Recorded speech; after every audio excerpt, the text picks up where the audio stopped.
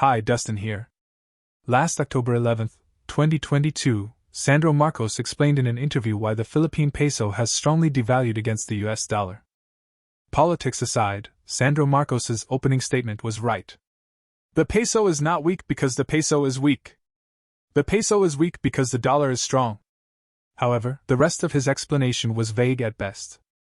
Currency pairs are influenced by the economic factors of both the base and counter currencies.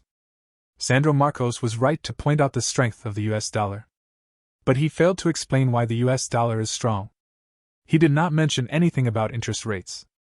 In the grand scheme of things, the Philippine peso and other currencies, such as the Japanese yen, euro, British pound, Chinese yuan, etc., have all weakened against the US dollar because the US Fed has aggressively raised interest rates to temper stubbornly high US inflation that consequently caused capital flight out of other countries and into the US economy.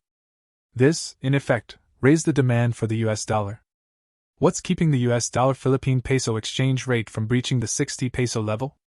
First, the BSP intends to match future rate hikes by the US Fed in order to maintain a 100 basis point difference between the BSP and US Fed policy rates. Second, the BSP has been active in the forex market by buying up the Philippine peso using the country's gross international reserves. According to the BSP, the Philippines has enough buffer to intervene in the FX market to stabilize the peso.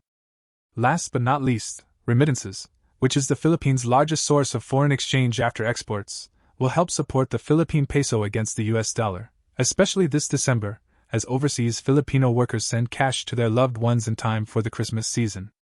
It is important to note that December is a seasonally strong month for the Philippine peso. How to know if the US dollar will weaken or further strengthen?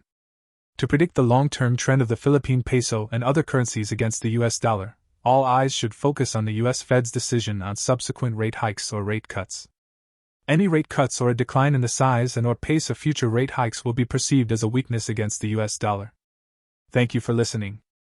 Comment below if you have any reaction or opinion about what has been discussed in this video. If you found value in the information I shared with you, I would appreciate it if you could press the like button and share this video with your friends and family. Also, if you want to listen to similar videos in the future, do subscribe to this channel. Dustin out.